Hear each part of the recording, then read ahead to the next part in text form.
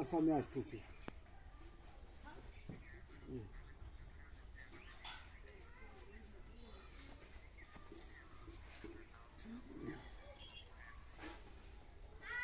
আচ্ছা তোকে তো চিনি, তুইও কয়ে পারস, তোকে তো আলাপ করলো। আচ্ছা পরে হইলা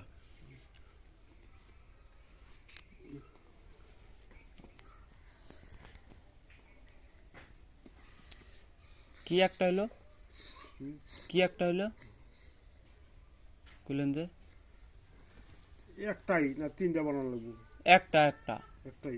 একটাই দিবেন, বাকি যে দুটা লেবু থাকবে ওই জায়গায় বলি দিয়ে দিবেন, মানে ওই জায়গায় ফালাই দিবেন, না তো বলি দিয়ে রেখে দিবেন, শেষ।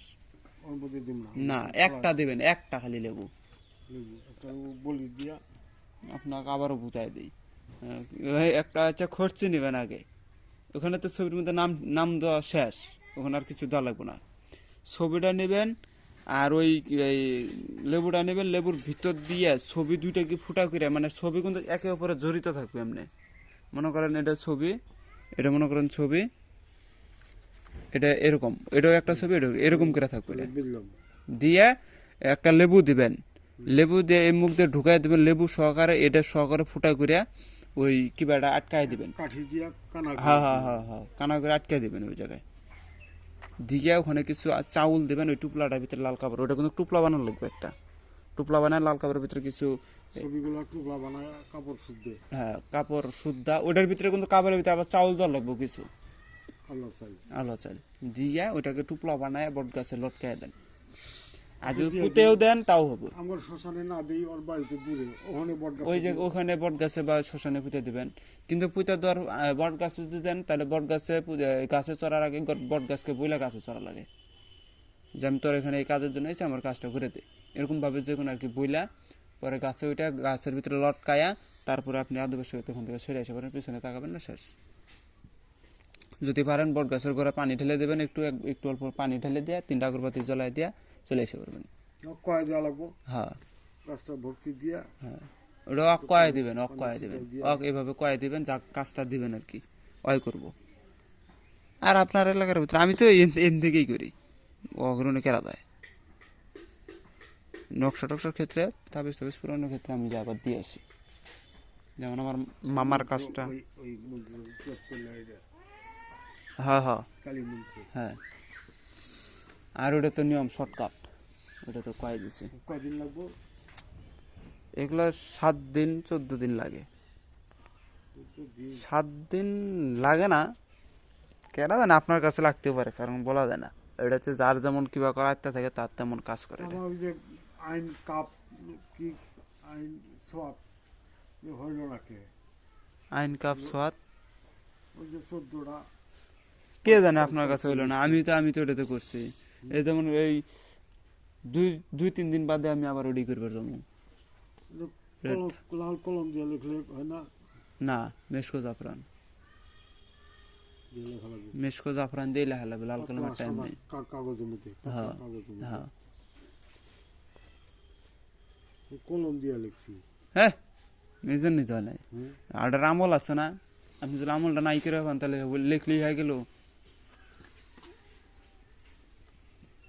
এগুলা কাজের আগে 11 বার দুরূদ শরীফ পড়ার লাগে, সূরা ফাতিহা, আয়াতুল কুরসি, এগুলো পড়িয়া তারপরে মনে করেন যে ডালিমের ঠাল দিয়ে লিখতে হবে। কলম দিয়ে দেওয়াতে বোধহয়। কলম দেবে না, ডালিমের ঠাল, ডালিমের ঠাল একটু করে মেশকো জাফরান ভরাবেন, আবার একটা করে তাবিজ লিখবেন। জাফরান কাজ দিয়ে লেখা লাগবে আর কি। হ্যাঁ, জাফরান মেশকো কালি দিয়ে লিখবেন, লিখার পরে আবার দুরূদ শরীফ পড়িয়া ওখানে ফুক মেরে দিলেন পারলে, দিয়ে এটা পরে আপনি কাজে লাগাই দেন। দেখেন আমার এটা মিস জানাই এখন পর্যন্ত, এটা আমি যদি কারো বিয়া টিয়া করবার চাই তখন এটা প্রয়োগ করি, যদি কেউ বিয়া করবার চায়। বইতে আছে মেলা রকমের, মেলা রকমের। অন্যথা এটা প্রয়োগ করি না, যেমন ঠাকুর কিবার ওখানে করবো, এটা অনেক দূরে তো ওই জন্য জায়গা করে দেশ লাগে। এটা কয়বার জপা লাগবো কালাই মধ্যে? 7 বার। এত বড় ইয়া 7 বার। 7 বার? তাই যদি কোন যে 108 বার, তখন কি করবেন? তখন কই, ধুর, ফালা। ছোট ছোট মুখস্থ হইলে কোনো ব্যাপার না। মুখস্থ হইলে এক গতি, এটা আমার কাছে যত বড় খুব সহজ। আমার কাছে মনে হয় 3-4 সেকেন্ডের ভিতরে আমি কয় দিলাম ব্রুশ করে। আমাদের সিদ্ধি করা নাই, কাজ হবো। ওটাই তো কথা। এগুলো চাকে অমাবস্যা রাত্রে চর্চা করে না লাগে। মন্ত্র এমন একটা জিনিস, চর্চা না হইলে পরে জীবনও কাজও করে না, কাজই হয় না।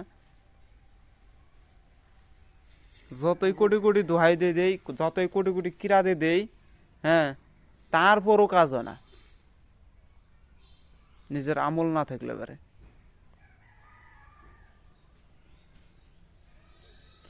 আর আপনার তো নকশাদা করবো পাবেন না, নকশাদা করলে আমার এখানে এল্লা নকশা দিয়ে করতেন, মারাত্মক কাজ হয়।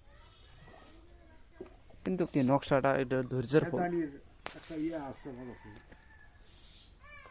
ওটা 20 হওয়ার সময় চাল ভাজা কেউ কেউ খেয়েছে। এবার আমি ভাজা থুবো এক ধারি। বিশুয়ার সময় চাল ভেজে রাখা লাগে? বুট কালাই চাল ভাজা। বিশুয়া কখন? বৈশাখ, পহেলা বৈশাখ। ও, 5 কেজি ভাজা থুয়ে দিন। থুয়া ওটাতে কি করবেন? ওটা একটুখানি পয়লা। ও, বুঝছি।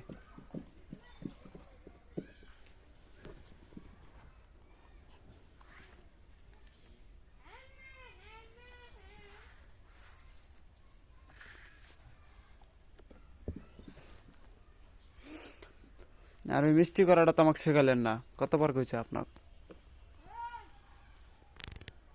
ঢেল ঢুল মাটি টাটিতে মিষ্টি করে ফেলান, খাইলাম যে আরেকদিন। এটা কেমনে? আমি এটা কেমনে সম্ভব? আমি নিজে মাটি দিলাম, ওই মাটি কেমনে আবার মিষ্টি হয়ে যায়?